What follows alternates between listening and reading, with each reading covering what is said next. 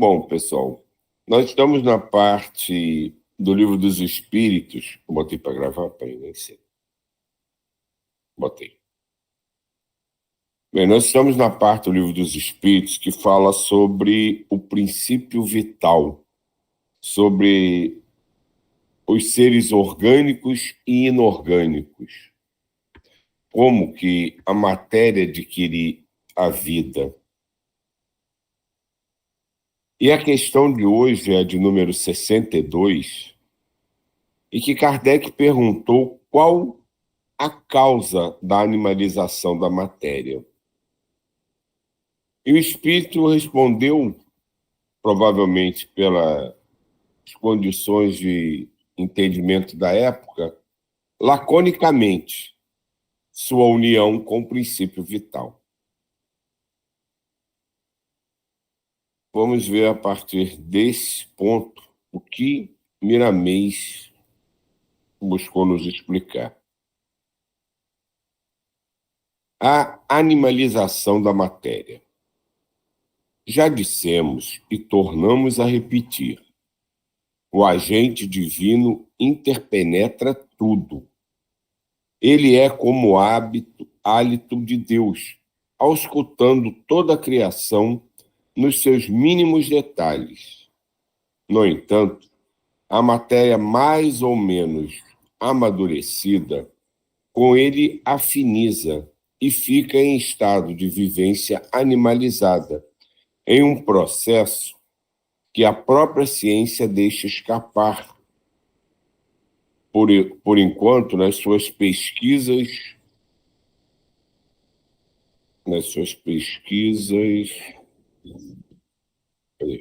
mesmo as mais profundas. Todo o espiritualismo, e principalmente a doutrina dos espíritos, nos fez entender o respeito que devemos demonstrar por tudo que existe. Porque em tudo existe igualmente o traço da divindade, para que a vida lhe prolifere e esplenda nas belezas que os céus desejam. Nada existe por si só. Em cada coisa e em cada alma, a proteção de Deus não se faz esperar. Ele é presente em todos os instantes, nos inspirando e protegendo, em todas as modificações e avanços espirituais. Allan Kardec, na sua razão profunda sobre quaisquer temas a analisar, sentiu a profundidade das respostas dos espíritos superiores diante das suas perguntas inteligentes e viu um novo mundo a se abrir para a religião, a ciência e certamente para a filosofia, procurando por todos os meios possíveis ajudar a erguer esse grande edifício doutrinário, capaz de esclarecer o mundo todo por vias já usadas antes, mas não disciplinadas. Nós vivemos, esta é a verdade, ligados a vários mundos e em plena comunicação com eles. E eles conosco, mesmo inconscientemente. Quando passamos a ter conhecimento disso, as comunicações melhoram. As trocas de experiências se fertilizam em um processo de simbiose consciente, no qual o amor e a verdade se manifestam com maior solicitude. Existem véus para serem soerguidos em todos os campos do saber, esperando de nós a disposição de alunos corajosos e trabalhadores, para saber e compreender os deveres diante das realizações e dos nossos compromissos. O espírito desejoso de conhecer a si mesmo e o ambiente onde vive é aquele que está disposto a dar o primeiro passo na eternidade dos esclarecimentos espirituais e não perde tempo no tempo que passa a nosso favor. A matéria é a presença divina à nossa frente. Pode-se dizer que é o seio da geração que transforma constantemente os seus próprios valores em claridades benfeitoras. Tudo na vida é fecundado. O sexo vai desde a forma unicelular até os anjos, em uma ascensão de esplendor, dando e fazendo ambiente para que a vida se expresse nas bênçãos de Deus. O princípio vital fecunda a matéria, que vira mãe por se consubstanciar em movimento, expressando a vida com maior fulgor e mostrando tonalidades de belezas em todos os seus gestos, em que, consequentemente, busca outras formas mais elevadas.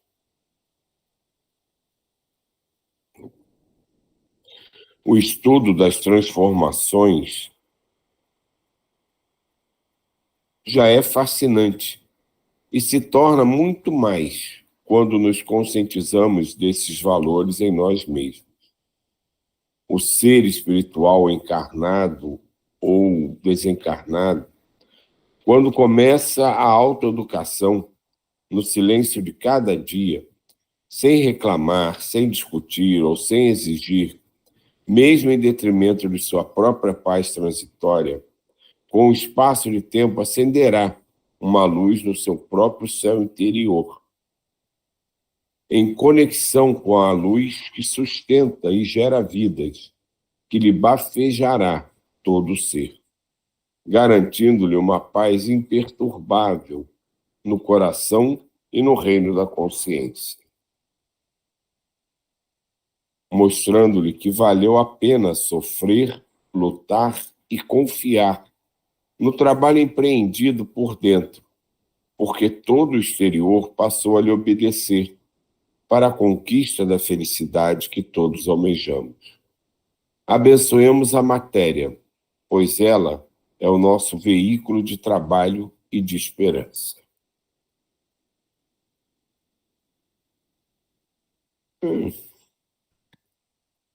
Eu não sei, eu acho um pouco complexo isso aqui. Acho uma explicação ainda um pouco além do que eu consigo atingir. Mas ele dá alguns pontos que são indiscutíveis, né? Por exemplo, essa analogia que se faz do fluido vital, seu hálito divino, né? Que também se usa muito a ideia do aquário, né? Que o fluido divino o princípio vital é a água e tudo está ali inserido, né? Não, dá para a gente uma ideia de que é uma coisa que a gente já sabe, nada existe, né, sem a vontade de Deus, mas que tudo contém tudo, né? Mesmo a matéria, como a gente entende de matéria, ela é totalmente impregnada do fluido divino, então eu particularmente não consigo conceber uma coisa que não tenha o fluido vital, quer dizer, não seja esse mesmo ser que se desenvolve com todas as capacitações e influências divinas em si próprio.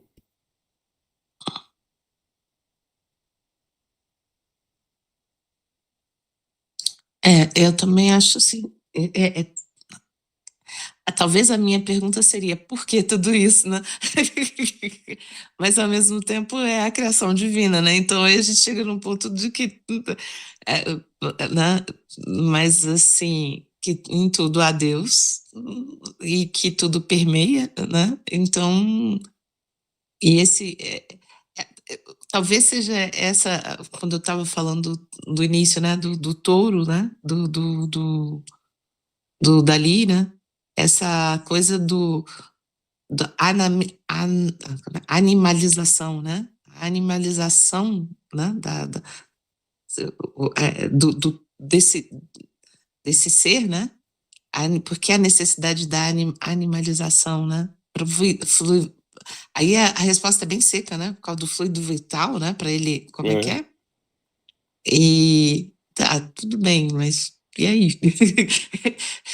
Mas, de repente, a gente chega e, tudo bem, é isso aí, vamos embora. Não tem que pensar tanto nisso, não, vamos embora. É porque que ele pergunta, ele fala, se uma união com o princípio vital, acabou. Mas dá a entender, né, dá a entender, né, e que tem toda a lógica do mundo, que não existe nada sem fluido vital. Uhum. Quer dizer, então, de fato, não existe uma animalização, porque ele já é assim, ele já é criado assim. Então, você não pegou uma matéria inerte e animalizou com fluido, porque ele já é impregnado daquilo, já faz parte dele desde a criação. Uhum. E a gente, como você falou, a gente acaba questionando mesmo o porquê, né? Então, por que essa necessidade de diz que tem que juntar para aproveitar esse mecanismo de desenvolvimento, se é uma coisa que a gente percebe que já era assim antes, já foi criado assim. Então, de fato, não juntou nada, porque não tem, ele não criou matéria inerte. A gente é que considera matéria inerte e o espírito uma coisa viva. Então, a gente considera um tijolo, uma pedra na rua, inerte porque não tem vida. Mas, em sua essência, se a gente for pensar pelo ponto de vista espiritual, aquilo, aquela matéria, aquela essência de matéria, é impregnada do fluido vital, então tem a mesma vida que eu. A única diferença, talvez, seria a ligação espiritual. Diga, Sibeli. Eu gostei. Bom dia, pessoal. Bom dia. Atrasadinho. Eu gostei porque eu acordei hoje já com aquele pezinho na consciência que comi demais ontem. Pensando, tem que cuidar melhor da minha saúde hoje. Aí vem o texto, né, falando da importância da gente respeitar, né, e agradecer o nosso veículo aqui nessa existência. E é isso mesmo. E essa questão da animalização é uma parte da encarnação que, quando as pessoas perguntam, né, por que a gente precisa reencarnar e tal, a primeira coisa que a gente lembra e que as pessoas respondem é a questão da necessidade da gente encarnar para poder evoluir de uma forma mais fácil, né? Porque a gente sabe que no plano espiritual também acontece evolução, né? No outro plano. Mas aqui na encarnação, a nossa evolução é mais rápida. Embora a gente não tenha noção, a gente sabe que esse corpo físico, ele nos auxilia muito, porque nesses estágios que a gente está de evolutivo iniciais, a gente precisa dessas barreiras vibratórias da densidade que nós mesmos somos, né, como espíritos, né? Então, o corpo físico, ele bloqueia muita coisa que nós não temos condições de administrar de uma vez só. Ele vai filtrando, nessa existência tu vai lidar só com isso, depois tu resolve o resto. Então, isso é o corpo físico. Chega em determinado estágio, a gente não precisa, o espírito não precisa mais dessas barreiras, ele continua eternamente, infinitamente evoluindo, mas sem precisar reencarnar. Então, a gente sempre lembra, né? A reencarnação é para isso, né? Para nos auxiliar, bloquear essas densidades vibratórias que a gente tem dos nossos campos mentais e tal, nos outros corpos sutis e tal, e depois não vai precisar mais. Mas tem esse outro lado que a encarnação, ela evolui a matéria também. E, né, no Livro dos Espíritos, eles falam, um dos objetivos é essa simbiose. Cada vez que a gente reencarna, a gente evolui a matéria que está em relação conosco, né? Aí, tanto essa matéria biológica que ele fala, né, a animalização, eu entendo como uma matéria biológica, talvez não, né, toda matéria, mas a gente evolui a matéria biológica, quanto a mineral também, porque eu fiquei lembrando, quando leu a questão, eu lembrei do experimento do japonês com a água, como a gente interage com tudo, toda a matéria, ela interage conosco, né? Aquela matéria que convive com pessoas mais equilibradas tem aquela configuração mais bonita no arranjo deles, né? Mais harmoniosa, que a gente vê as pessoas que vibravam amor, né? Criava aqueles cristais todos bonitos, né? De água, e as pessoas que vibravam no ódio, aquela coisa toda desorganizada. Então, a nossa interação com a matéria o tempo todo, ela é simbiótica. Então, a gente melhora um pouquinho agora essa matéria, para na próxima encarnação essa matéria estar um pouquinho melhor, né? Um pouquinho mais fácil para a gente mesmo conviver com ela. Nós vamos, ao longo dos milênios das encarnações, sutilizar essa matéria para melhorar a nossa condição. É para nós mesmos que nós vamos utilizando essa matéria. Para nas próximas vidas a gente ter uma matéria mais sutil, mais fácil de conviver as nossas experiências aqui. Então, eu entendo que é sobre isso essa questão, né? Sobre a gente encarnar, viver essa simbiose, né? E a gente evolui como espírito e a matéria evolui como sutilização. Para mim, evolução de matéria, para mim, é sutilização. E as nossas interações, as nossas relações, né? Os espíritos mais evoluídos, eles têm um controle das energias muito maior do que a gente conhece hoje em dia, né? Eu lembro aquelas questões lá de como foram construídas as pirâmides, aquilo, fantástico, né? A forma que eles controlavam a matéria, que a gente até hoje não sabe como, não é só uma questão das nossas tecnologias, né? É dessa interação mais evoluída com a matéria. Diz aí. Poxa, veja só. O que é que está aqui? É o quarto parágrafo. Vivemos, essa é a verdade, ligados a vários mundos em plena comunicação com eles, e eles conosco, mesmo inconscientemente. Ponto. Pegamos essa frase aí, e aí o que é que nós temos? Vamos linkar com isso que a Sibeli acabou de falar, sutilizar a matéria. Nós estamos sutilizando o planeta. Quando fala que o planeta está mais adiantado do que a Terra, quem transformou aqueles planetas mais adiantados foram seus próprios habitantes. Então, pegando essa coisa da água aí, que é uma coisa muito legal que eu li no livro do Miramês, que me marcou, a sutilização da água que nós fazemos. Toda vez que nós ingerimos uma água, independente de agradecer ou não agradecer, simplesmente a gente vai beber água, quando a gente excrementa aquele líquido, tem a nossa vibração. E a nossa vibração no reino animal é a mais elevada que tem.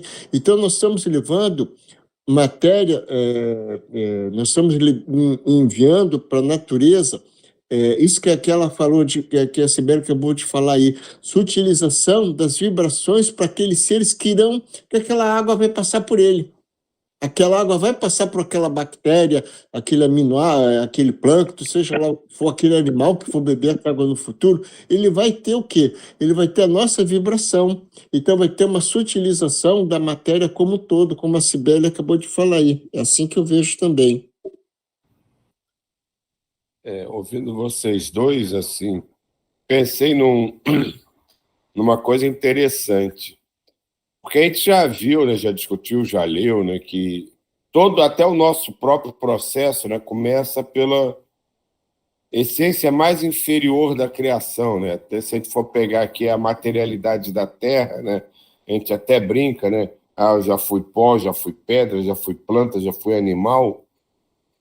E tudo tem essa interação, né, que acaba interagindo, que a gente chama de inorgânico com orgânico, e se junta com o princípio vital e o princípio espiritual.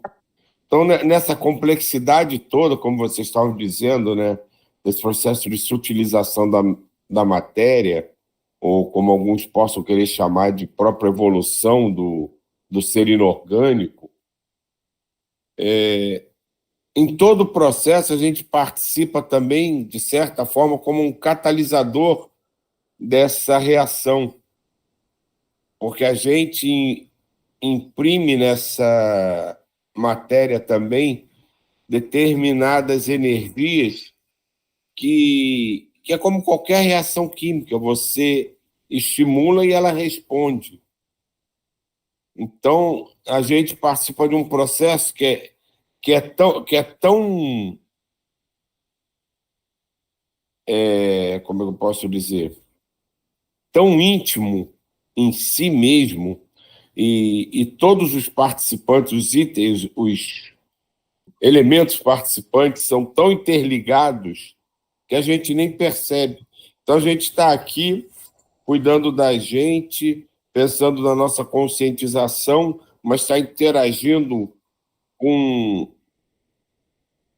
formas de matéria consideradas por nós mesmos muito mais simples, mas imprimindo nelas uma necessidade de modificação e adaptação que ela, por sua vez, responde e devolve para a gente uma necessidade de readaptação, de reconscientização, e vai seguindo todo esse processo.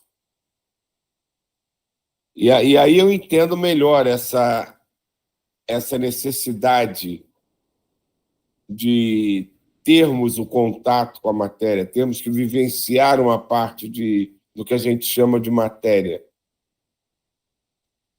Mas ampliar esse conceito desse conhecimento uma coisa muito mais ampla, que é aquela história de tudo vem de Deus, tudo é Deus, em fases diferentes.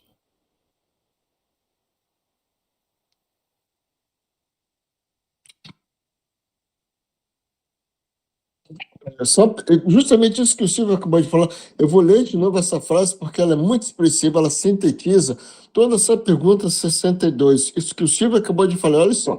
Nós vivemos, esta é a verdade, nós vivemos ligados a vários mundos, não tem como, em plena comunicação com eles, lá e cá, em plena comunicação com eles e eles conosco, mesmo inconscientemente. Ponto. Acabou. Então, nós somos agentes da transformação do nosso planeta, tanto na matéria quanto espiritualmente, em todos os segmentos, em pensamentos, em evolução. Somos agentes de Deus aqui nessa terra. É só isso.